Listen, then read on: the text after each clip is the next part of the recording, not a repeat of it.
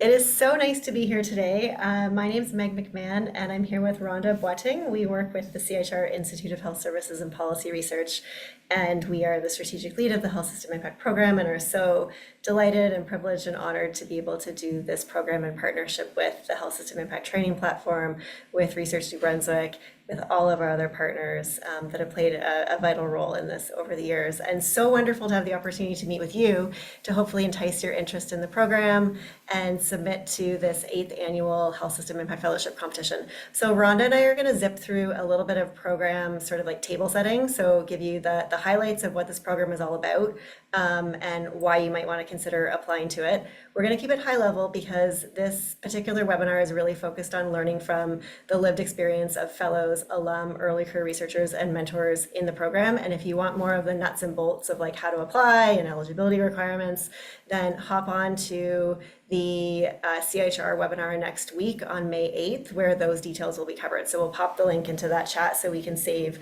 the time for you to learn the real meat of what this program is all about and what the experience in the program is and some tips and tricks for how to apply. So next slide, please, Christine. Thank you. The Health System Impact Fellowship Program is really centered on experiential learning, embeddedness within health system organizations, and creating opportunities for trainees, postdoctoral researchers, and early career researchers to apply and contribute their skills within the messy whitewater of the healthcare system to help contribute to real change on the ground. And so instead of a fellowship being situated squarely within the academy, this program situates you primarily within the health system organization, while maintaining a very close connection to the academic community so that you continue to keep at the forefront of your field academically, continue to keep up your academic networks and collaborations, and you can pull in and leverage those skills, those strengths, those knowledge, and those collaborations to the embedded work that you do.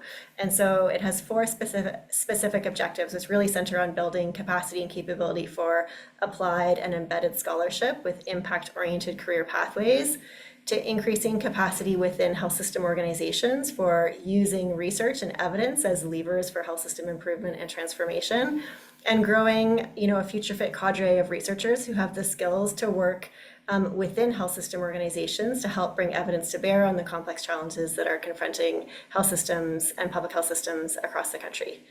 So experiential learning, embeddedness, and learning health systems are core concepts that underpin the program. Next slide, please. The program is rooted in several unique design elements that I have spoken to. So really quickly, what distinguishes this program from other traditional fellowship programs, and that I think are really important for you to know, because this program is a great opportunity for those that have an applied, partnership-focused, embedded career pathway in mind, where there are other programs that fit really, really well if the traditional academic route with high publication opportunities, et cetera, are your choice pathways. So what distinguishes this program is its embeddedness. So you spend the most of your time within a health system organization, contributing research skills to high priority wicked challenges that the organization is facing. You have a dyad mentorship model, so you have both a health system and an academic mentor who are going to work together to mentor, to supervise, and to support you both in your embedded fellowship project and in your career development and career pathway. You have protected time for academic research, up to 40% at the doctoral level, 30% at the postdoctoral level, to ensure you have time to pursue your PhD commitments, and at the postdoc level to develop out an embedded research, or an independent research program if that's of interest to you. Your research, instead of centering on a question or a topic of great interest to you personally, is instead highly aligned to the challenges and the impact goals of the health system organization. So you really have the opportunity to contribute research, data, analytic, critical thinking skills that you've developed in your PhD program to the challenges that are confronting health system organizations across the country. The program is grounded in a competency framework that really emphasizes the importance of developing breadth and depth in both strong research methodological skills, but also leadership, change management, project management, and all those skills that are required to really help affect change on the ground. And one of the most exciting elements, and you'll see through the panel today, is you become part of a pan-Canadian community. So you exit the program with a community, a cohort, a cadre of emerging and seasoned health system leaders, academic leaders, and peers from across the country who all share a commitment to evidence-informed health system improvement. And you have many opportunities throughout the fellowship to meet and connect with that program, with that cohort. Next slide, please. The program is strongly grounded in partnerships, and so the takeaway from this slide is that there's strong demand across the country for people with your skills, for embedding research talent within health system teams to contribute to rapid learning and improvement. So you'll see here a smattering of logos, and these are all of the host partner organizations that have hosted fellows and embedded early career researchers within their teams over the course of the program development.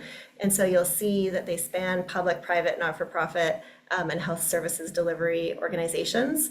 And you'll also see that partnerships are core to making this program work. And so really grateful and honored that Candace from Research New Brunswick has joined us today, because we at CIHR have the privilege of partnering with with provincial health research funding agencies to create the opportunity for more fellowships and more awards through this program. So thanks to all of the partners involved. Next slide, please.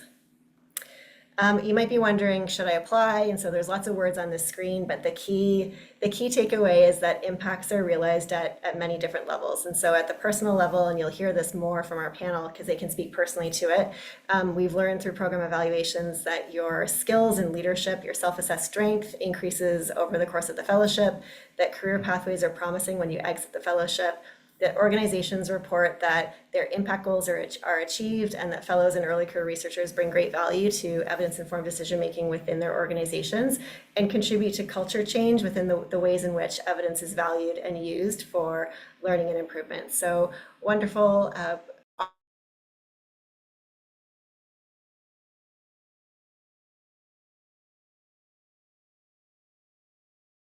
Oh, I'm muted. Sorry, I don't know if you heard what I just said. Impact, there are many impacts. And it's a great one to apply to. So I will turn it over to Rhonda for a little bit about the competencies and some of the details. Thank you so much. So as Meg mentioned, one of the core elements of the program is that it's based on developing core competencies. And so we actually had the original core competencies in health services and policy research developed in 2015. And we recently launched and refreshed a refreshed version, which incorporates 9 core competencies and 2 transversal domains that you can see here, really focused on EDIA as well as Indigenous cultural safety and humility. And it's a really nice mix of both research skills and professional skills that we hope that you will, that health system leaders, academics, researchers have come together, and trainees have come together and said are really essential to be successful in embedded research. Next slide, please. And so there's really, the health system impact program has 3 streams. Really for what it's currently being launched is focused on 2 streams. And so the fellowship stream has a PhD stream and a postdoctoral stream. In the future, in hopefully the near future, we will be launching the second cohort of the ECR, the Early Career Researcher Award. But for today, we'll focus on the fellowship.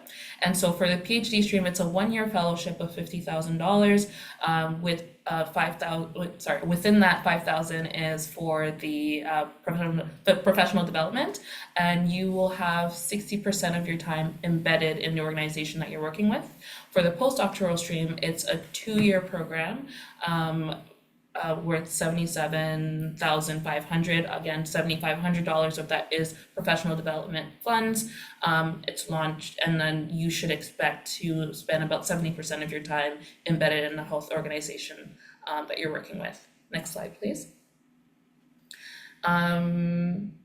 So this program is really founded on partnerships. And so we have a partnered funding model where our partners, such as Research NB and Michael Smith, Health Research BC, and CIHR, we cover 70% of the funds, and your health system organization would cover about 30% of that. There could be discussions of that being more, but there's a minimum of 30% that's being covered. And so for a 1-year PhD, that's the 30% would be about 15,000. And for a 2-year postdoc award, that would be 23,250 per year. We, like as mentioned, we have widespread support from the different institutes within CIHR, as well as we've had numerous partners external to CIHR in the last few years. So for this year's competition, we are partnering with Michael Smith Health Research BC and Research NB, and we're really, really grateful for the opportunity, as well as, sorry, I almost forgot Saskatchewan Health Research Foundation as well. So next, the thing that's very unique also, okay, one thing I do want to say also about Research NB, which is great, is that they actually support at the what we call the applicant level. So they can support the health system organization that you're working with to actually help you cover the 30% of the funding. And so that's something that is quite unique. There's only 2 provinces that really offer this, Saskatchewan and Research and New Brunswick. And so that's something that we definitely want to flag for those in New Brunswick. So for the next slide, please. The way that the awards function is that we base it, because we do want this to be pan-Canadian and not solely focus on one region. We do operate with funding pools based on regions. And so there's a Western pool, there's a Central pool, there's a Northern pool, there's an international pool. There's an international component to it. And then we also have the Eastern pool, which includes Nova Scotia, New Brunswick, Newfoundland, and PEI. And so, as I mentioned before, one thing that's very unique to New Brunswick is that we do have a partner that can support at the applicant level and support the 30% that needs to be covered by the health system organization. This year, we have about 41 awards available. That's an approximate; it could go up. We'll see. And so there's 18 for doctoral awards and about 23 for postdoctoral awards.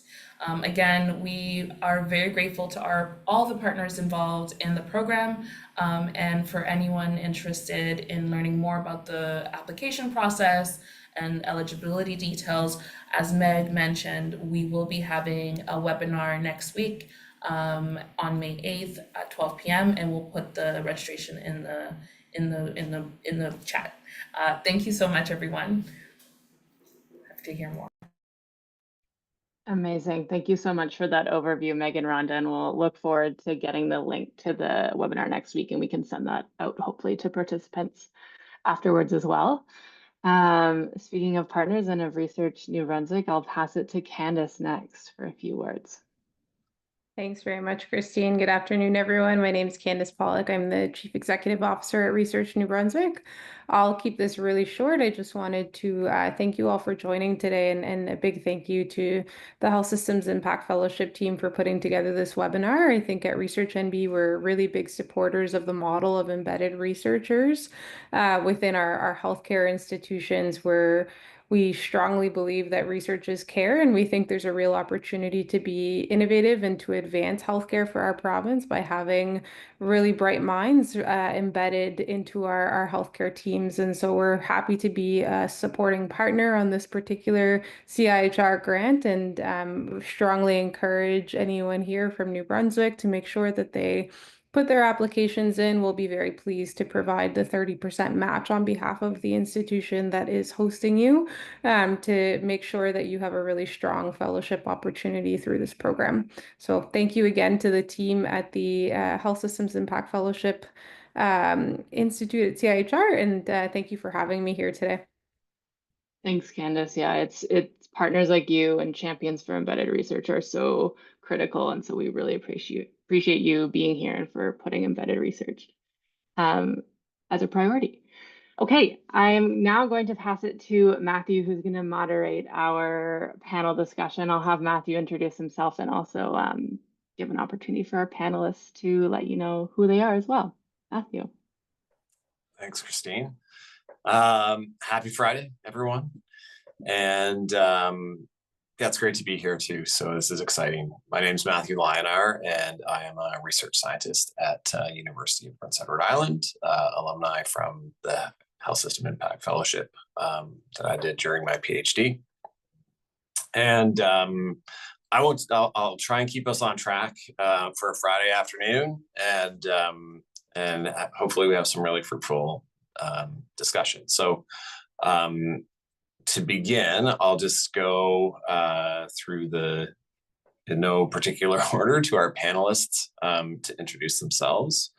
And when you're introducing yourself, if you could just, I think as succinctly as possible, share what this fellowship is in your own words, maybe in one or two sentences, just to kind of to cover that basis, because I think there's lots of interest, but hearing it from people who experienced it and what they experienced will be really part of what's gathered us together. So I'll go to Mark first. Hi, everybody. I'm Mark Embright. I'm currently lead implementation scientist within Nova Scotia Health as part of our implementation science team. I did my PhD in health policy at McMaster, and just briefly kind of between my PhD and getting into the fellowship, I really did a lot of career exploring where I had different roles in the nonprofit sector or the private sector, as well as the academic sector. And, you know, I felt myself kind of wanting for different reasons that knowing that these weren't really the right roles that for me, because I really felt that through my education, I wanted a role where evidence was really, you could see the impact of evidence informing decision at a kind of a health system level. So with that in mind, I applied for the HSIF program and got in with Nova Scotia Health in the Innovation Hub, as well as with Dalhousie. And, you know, I really think that, and I'll share more of this later with other questions, but I think the role of the embedded scholar, even beyond the HSI, has really flourished because health systems have seen the impact and the importance of having someone who can speak to the evidence in a relatable way at the decision-making table and the collaborative level. So I'll just stop there, but I think that's really what's been really important to me in the HSI fellowship. Thanks, Mark. I'll go to Megan next. Hi, everyone. Good afternoon. My name is Megan Sim. I'm currently a implementation scientist with IWK Health. I was formerly with Nova Scotia Health and was a colleague of Mark's since 2017, 18, I guess, Mark, when you started with doing your fellowship as well as myself. So I was part of the original cohort of fellows as part of the Health System Impact Fellowship. I've been working in the health system in Nova Scotia for about 20 some years, both training as a dietitian as well as practicing as a dietitian, mostly in community and private practice. And then also working towards my PhD, which I completed at Dalhousie, and then my postdoc at Nova Scotia Health. So in terms of what this postdoc provided me, I think my career trajectory, I think when I had started out working in Nova Scotia, 20 some years ago, it was either, continue on and become a dietitian and work clinically or in community-based practice, or move into the academic space. And there wasn't really a space at that time. And then from there, from the academic space, build your, clinical research program, I guess, would be the best way of putting it. But there wasn't really that kind of middle ground where you could actually practice in the health system, having, more advanced, I guess, research skills than your peers, and still know that you had work to do and to learn. So to me, this opportunity was, and it was my PhD supervisor who suggested I apply for it. It seemed unique enough, and it seemed enough of a sort of the next step in my career, because I knew I didn't really want that total academic track. I wasn't really keen on that. And I knew that I didn't really fit into, going back and doing, clinical practice. So it really helped to, I think, transform and propel my career in a different way that was not really available at the time. So it was a great opportunity, and it just, it was a leap of faith. And again, it was entirely transformative. So that's all I can say right now. I'll add more as we get into the more discussion. So thank you. Katie. Great, thanks. Hi, everyone. My name is Katie Albrecht, and I'm an associate professor and department chair in sociology at St. Francis Xavier University in Antigonish, Nova Scotia, so rural northeastern Nova Scotia. I also hold a Canada Research Chair in Health Equity and Social Justice, and just making my way through the second term. And as part of that work, I lead a lab that's called the Spatializing Care Intersectional Disability Studies Lab. I was part of the first cohort as well, and I think we really had a unique experience and opportunity. I think the best of that would have carried forward, but there are also, some challenges that come along with any new program that I think were gifts in and of themselves, and so I hope we can kind of speak to that later. In terms of describing the program from my own perspective, and I always struggle a little bit with this, with doing that translation piece. And I think part of what was so exciting and has been so valuable about being part of the Health System Impact Fellowship Program was just the opportunity to kind of be forced to translate your ideas and the knowledge that you gain from academic inquiry so that it makes sense to multiple audiences. And sometimes we talk about that in knowledge translation, and we say, oh, we know what that means. But when you're in the thick of it, when you're in the weeds and not just the policy weeds, it's something different. And so like Megan described, I wasn't quite sure what I was going to do after I finished up my PhD. I was working as a research coordinator in a research center, but I was having a bit of trouble, I think, making the real leap into health system work or imagining work outside of academia. And so one of the things that I think is important about the fellowship is that it helps people, regardless of where you're at in your trajectory. So some folks may be doctoral students. It helps you make that transition and get experience that can not only support you in being able to get a position outside of academia, but also to have a better sense of the full scope that's out there. I ended up in academia, but perhaps I'll leave it there. And so we'll go to the next speaker. Thanks, Katie. So Diane. Hi, everyone. My name is Zooin, and I was actually a part of the original cohort. I guess we all were, for the HSIF. I did my PhD in public health at University of Calgary, and then did my postdoc at University of New Brunswick. So I can speak to what Candace was saying was the support that we received to match those funds. I feel like I stumbled upon HSIF by fluke. It was a friend who told me about it. I didn't find it. I was actually, at the time of this competition, the first year, I wasn't interested in academia, so I never thought I would ever do a postdoc. And my friend convinced me to actually look at the application. And when I did, I fell in love with it because I wanted to be that person who had the, top shelf training that could be applied in the community to help provide that evidence base that I truly felt was really needed in order for us to really make an improvement in the health of our communities. So I just felt this was really aligned. And even though I had never had intentions to go in academia, this postdoc was very special, where it's tailored to people who either wanted to go that route or maybe wanted to have a piece of outside of academia as well.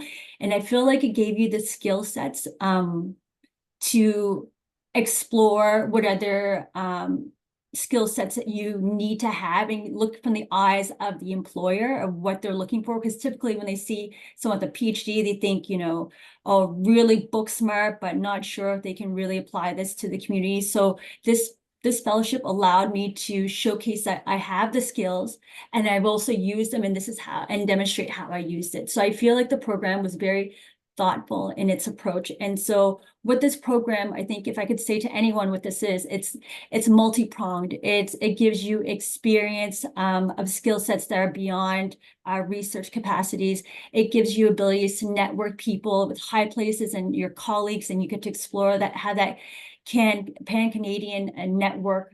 And I think that it opens your eyes to ideas of what you can do with your skill sets. And because with all the new colleagues that you meet through HSIF, you'll learn from their experience of what opportunities they were able to leverage. And it makes it more real that you could do it too. So I just feel that the possibilities are endless. Everyone has been super supportive. I've never had someone who turned me away or made me feel less than them. Everyone is just treated with so much respect and support, and I just can't say enough about that. Thank you. Thanks, Sue. And I'm just gonna kind of pick up on what you said. And I want to jump to Rhonda kind of spoke about it in the introduction about those core competencies. And so maybe can you speak a little bit more about those skills? Maybe give a specific example and just make it that sort of tangible example for our guests. I guess so what CIHR did develop this matrix of skills. They actually went to employers and those decision-making positions, and they asked them, what are the skill sets you're looking for people to manage and work in your organization? And so that was credibility enough for me to really want to leap forward with this and say, okay, so they said networking skills, conflict resolution, working interdisciplinary communication, to even just wrap my head around that and to have an idea of, okay, where are my skill sets and where can I fit in? And what are my strengths and weaknesses? And then also having, with that knowledge, then I can have actual funds to get training in that. And that support was amazing. And then it helped me understand, reflect on my past experience and say, okay, so actually what I was doing here was not just X, it was X, Y, and Z. And I can demonstrate that because one of the workshops, for example, that I took via the HSIF was about how to promote yourself for being in the job market. And so with that skill set and with everything else they'd given me, I was able to really develop a portfolio. And this is what I wanted all along, a really diverse portfolio that could be applied to many different settings, because I wasn't fully committed to any one area. I'm a very generalist person where I love anything related to child maternal health, to program evaluations and so forth. And so it was really nice to be able to market myself in a way with confidence that I could do this job. This is how I demonstrated it. And this is what I can do for you. And having those tangible results there through HSIF, through the postdoc, and having the support of this new host organization I never met before, and building a new relationship with this institute I never had before, everyone was supporting. And so I felt very supported moving forward, and I felt very confident. I think can't really put a price on that. That's well said. That's brilliant. Katie, I want to go over to you, and off the top, we're kind of talking about this question, and so it's not without its challenges, right? And if you want to speak a little bit about some of the challenges that you faced in your project and how you addressed them, and I think also speak a little bit about kind of that people factor of who you worked with. Yeah, I'll pass it to you for your thoughts on that. Great, thank you so much, Matthew. So my health system impact fellowship project focused on the critical health system challenge of quality person and family-centered care for people with complex dementia and mental health. We know that this is a critical issue in the health system because there's often people who may be within a hospital space who haven't moved into long-term care, and that creates certain situations, pressures and strains within the system. There's issues in terms of capacity to provide quality care in these complex cases, whether in long-term care or in the community. And so I worked with Nova Scotia Health Continuing Care Research, and they were really interested in the time at supporting a research arm within the work that they do. My supervisor was the Senior Director of Continuing Care, Susan Stevens, and I was also co-supervised by Glenda Keenan, who's now the Senior Director. And we worked in partnership with Janice Keefe, who is a professor at Mount St. Vincent University in the Department of Family Studies and Gerontology, bringing in that academic perspective on the issues. I think the biggest challenge that I faced when I was doing the work, and it was an incredible transformative experience, like to this day, it has influenced so much of what I do, so much of my thinking. I still have so many questions from the experience, and I only did 1 year of a 2-year postdoc, but I still have questions that I'd love to be able to explore through research. But the challenge, I think, especially for someone new and who was very much in that academic world, more of a social theory background, even than health systems, like evaluative work necessarily. The challenge entering into this new space was, as I was learning about the issue and exploring it, I often encountered a bit of resistance from some of the folks that were working in the sector.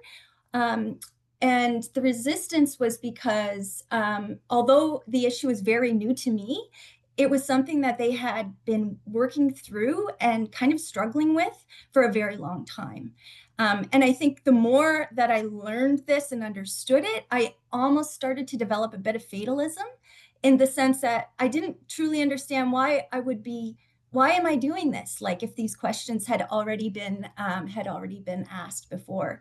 And I think it was just like such an important moment to kind of question our assumptions and ways that we have of thinking within academia about what research is, and really kind of challenging, I think, the discovery model that we have in research, and that we're always looking for something new, and trying to figure out with other people how to work through an issue collectively without and having some endurance and some resilience, and without, needing to have a solution right away. I think that was an incredible gift from the opportunity, like just to have a shift, I think, in my whole mindset.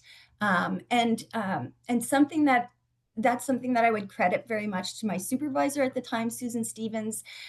She was amazing. She took the program so seriously, and she would invite me to go with her to different training sessions and education that she was providing for managers in continuing care. And one of the things that she would bring up at every single meeting and session was that we really need to learn from one another about not only about what our perspectives are, but about what it is that we're doing, and understand why different figures do the things that they do. And so when we have conversations that kind of help us to understand multiple perspectives, it gives us a new way of looking at of those problems that seem to be kind of enduring problems, so that we can make changes in the moment. So I think that challenge piece is really kind of working with issues that you're probably not going to solve in your fellowship, and still, having that sense of connection that will help you to, keep going and not get frustrated, and actually become more curious about the whole kind of the much bigger picture. I think, what you just said there, it's that the I in the program is impact, right? And we're talking about change, and it can be like, I think, the challenges of change are not unique. Like everybody is that axiom about, the constant is change, right? And so demonstrating that impact through the program is really important. And maybe I'll pass it to Mark and Megan, and you guys can kind of duke it out on this one. Just we'll see how we're doing in terms of time, but maybe we'll go to Megan first around kind of the long-term benefits or the lasting impact from the program. So you know, what did it lead to? What did it lead to for the host organization? What were some of the lasting changes that you look back on in hindsight from the program? Yeah, no, this is a great question. And I think, you know, being on this call with, you know, Mark and Katie and Zuin, and I know I'm looking in the chat, Sam, there's a huge cohort of folks within the Atlantic region. I'll be specific to Nova Scotia, but across both, you know, IWK and Nova Scotia Health, of course, have hosted numerous fellows over the last, you know, eight years since the program's been launched. And I think that there's been an incredible kind of legacy that's come of that in terms of the ability to vision, you know, what's the next step for these fellows. We've got all these folks trained, we've supported them, you know, is there an opportunity to strategically embed them in the organization? And that's really what's been happening. And I can speak from both the IWK perspective now, as well as the Nova Scotia Health perspective in that regard. So we continue to have fellows working in the system. I think that that's a wonderful legacy of our work within the fellowship. And we're continuing to contribute to priority projects as identified by the organizations in which we are situated. So it's not, to me, it's not something that has really ended. Like, you know, you started your journey in 2017, like, what is this? You know, to Katie's point, like, what am I doing here? This is brand new territory. And then now we're, you know, still here, kind of, you know, operating more in a, you know, an independent researcher type space, but still doing the same type of work. And it's incredible that you know, both organizations, I can say, have really seen the value of this, are really propelling their organizations in a learning health system model. And that's been exceptional. So there are opportunities, and I think that's been the big legacy. So I'll stop there, let Mark speak. Thanks, Megan. Yeah, just building on Megan's remarks, I don't think my position would exist right now without the HSIF. So I really transitioned from being a fellow directly into an embedded scientist role with the same team, doing really the same thing, just on kind of more projects. So I think that's a real legacy, and I don't know, and even to expand on that, I don't even think the implementation science team itself that exists in Nova Scotia Health would exist without really the fellowship, because they really saw the contributions that having an embedded scientist working within the system could do, particularly with the pandemic and all of the attention that was paid to scientific evidence to underlie decision making, and having us in the system at the time really helped facilitate that use of evidence for decision making and making evidence digestible for decision makers. So I think that's really a big lasting legacy that HSI can, you know, hang its hat on, is that this implementation science team that's really is evidence driven, you know, evidence informed and also community driven kind of decisions that we use to help support decision makers. And as well as Nova Scotia has also really adopted this network of scholars approach, which almost mirrors kind of the HSI approach to competency building and getting early or even earlier career researchers ready for work in the health system.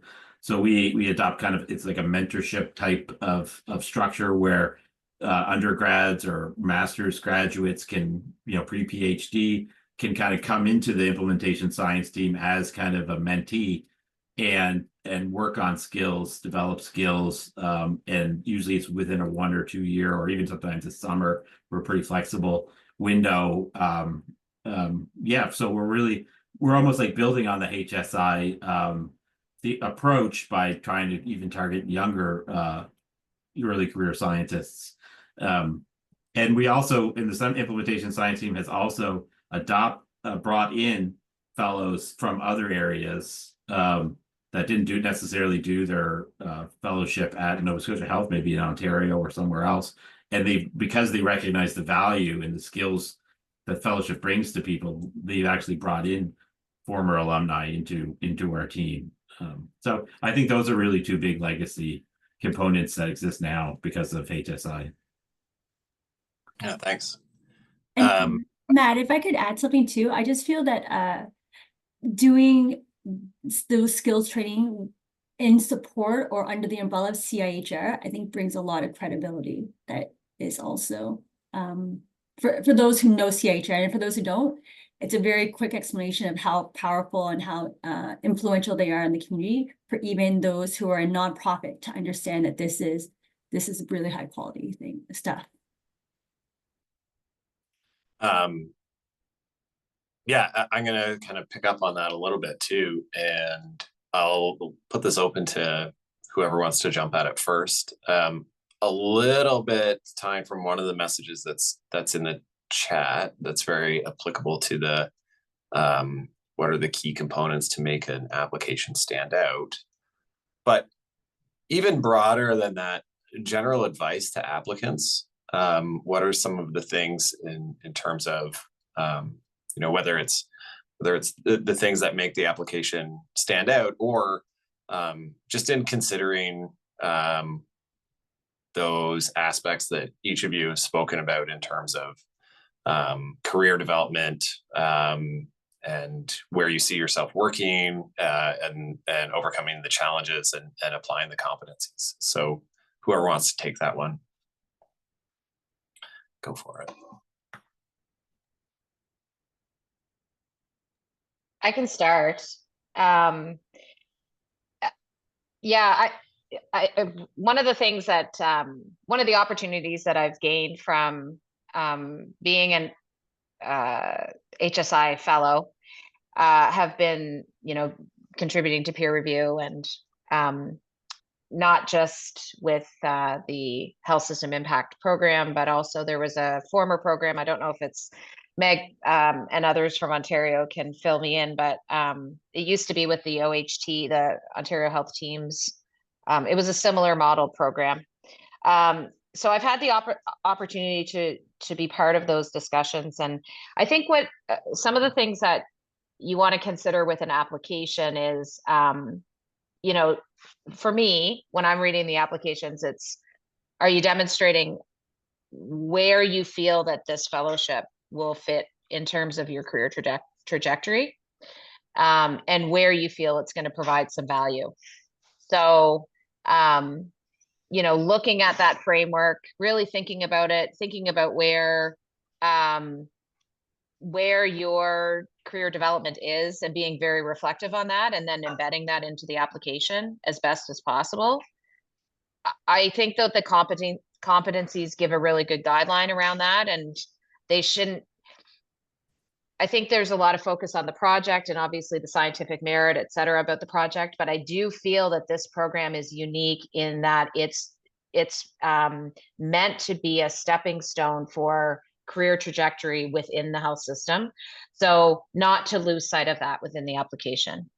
And to highlight things that you bring, like if you are part of a team and you've been a leader, like show that you can be a leader within your application, et cetera. Like take some of the things that you've done in your extracurricular, whether it's sitting on boards or community involvement or whatever it may be, and to embed that in your application is also important, because I think the more that you can relay where you fit and where you also see yourself growing, I think that brings a lot of value to the people who are actually reviewing the application. So that's sort of the things that I look at.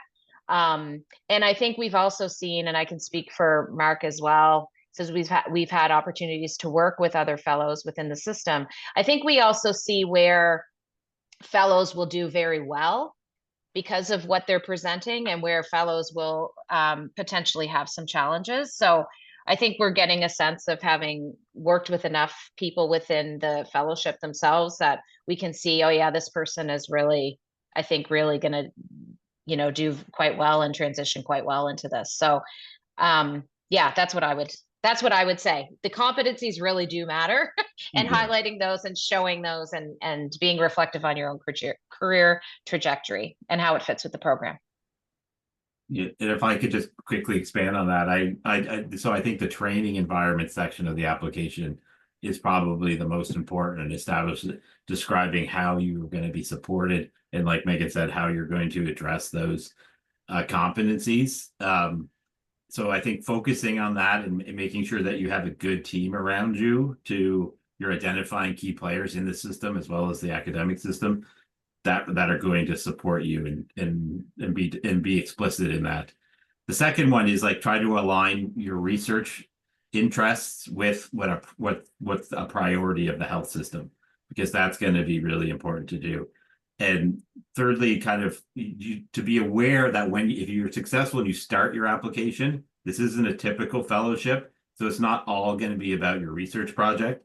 Your research project is probably going to change once, or like get modified. Like mine was almost completely modified when I started for a variety of reasons.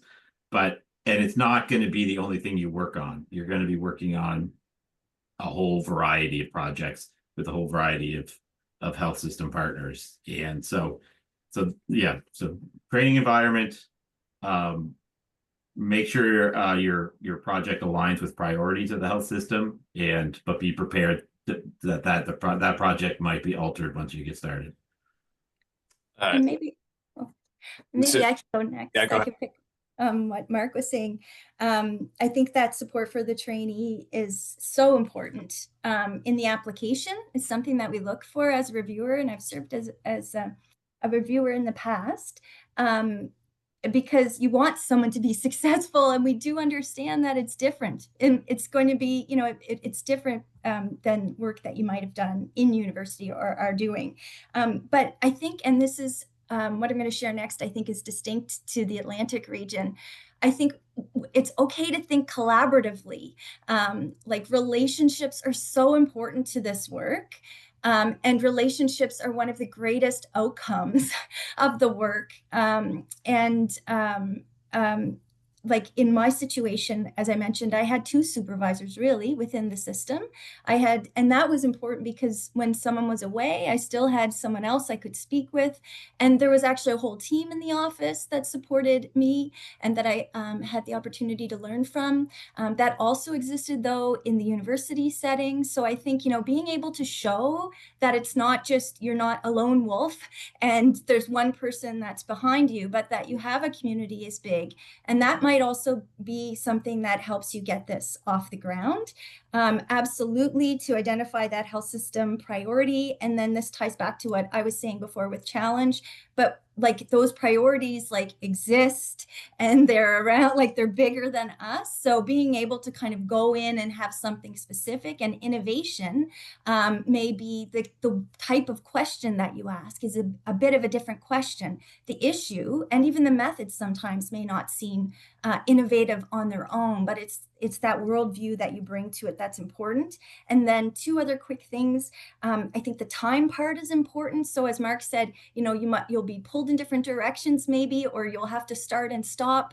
But so if you kind of think about what's the short, medium, and long term, and use that throughout, I think explicitly you'll have to address that, but you could think about where are places that I could exit or pivot, and build in that flex, even if it's not for the reviewer, but for the project. And finally, as you're describing your journey, it's not just about like impact factor in journals, and certainly doctoral students may not have a publication yet, but maybe looking to the work by Dora or the Declaration on research assessment, ways of thinking creatively about impact, again, highlighting relationships and different activities and networks that you may be a part of as part of your own story can help. My perspective, I did not do any reviews, so Megan and Katie and others could give that perspective. But I think for me, what I think what helped make the strong application, and Megan can maybe confirm because I'm sure she helped out with the evaluation of the initial cohort, was one of it was just telling a really good story. And what I mean by that is there was someone in the comments that asked, I'm not in the traditional health systems, I'm in, hard sciences with biology, would this still fit? I think if you're able to write a connection between where you are and where you want to be and how the HSIF is your vehicle to get there. I think if you're able to elaborate that and articulate that very clearly, I think you will not be at a disadvantage for that. Some basic things that maybe connect to that is like really understanding what HSIF is about and what they're trying to do and what their goal is. And then if you have any questions, Meg, I believe, was in Christine's role when I applied, and I bombarded Meg with lots of questions, and we still have a very strong relationship. So I don't think it bothered her that much. She was very supportive in answering questions that I thought were really simple, but just needed more clarity on to make a stronger application. That's where I connects back to when I said people from CIHR are very supportive, and even doing something as simple as looking on CIHR's website to read about what makes a good reference letter.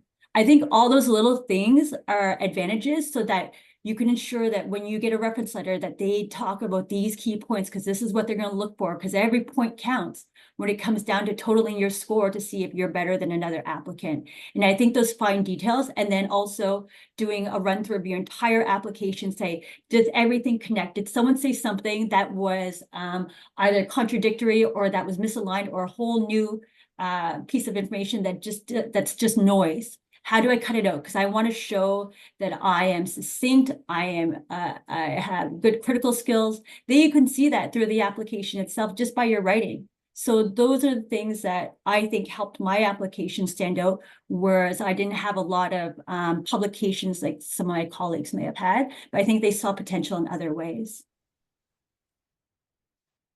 That's fantastic, and I feel like I could chime in too with my own perspectives from my fellowship on that too. We're almost up to time, but I do want to if anyone online has questions, feel free to either pop them in the chat or raise the hand, and I can come to you. The thing just to fill that gap of space, I will chime in a little bit. One of the things I think about too is as an applicant being familiar with the organization's strategic plan, like there's documents out there that that you can draw from, and like the things that Mark was saying made me think about that. But it goes even bigger in terms of then being able to tie that together with either published literature or other projects that you've worked on, and show how your abilities align with the strategic plan of the organization. I think that'd be my part. So anyway, any other last questions from anyone online? Can I just say, Matt, that I've been told that I was the only successful New Brunswick applicant, and I would like to have more people in my pool. So if anyone from New Brunswick would like to reach out to me, even though I haven't been part of HSIF since my original cohort, I'd be happy to assist so that we can have more successful applicants from New Brunswick. I think that's such a wonderful note to end on. If you could please join me in sharing gratitude for all of our panelists, our moderator, our partners, everyone who is here today to share their insights and their perspectives. We so appreciate it. If you see in the chat, there's quite a few folks who have offered their email addresses if you want to reach out and contact if you have further questions that come up. I've got an evaluation form on the screen. I would love it if you filled that out as well. But other than that, just thank you to everyone for being here. Best of luck on your applications if you do choose to apply, and definitely check out that CIHR webinar next week for the more nitty-gritty details on the process. All right, well, happy Friday, everyone. Enjoy the rest of your day, and wishing you all a wonderful weekend.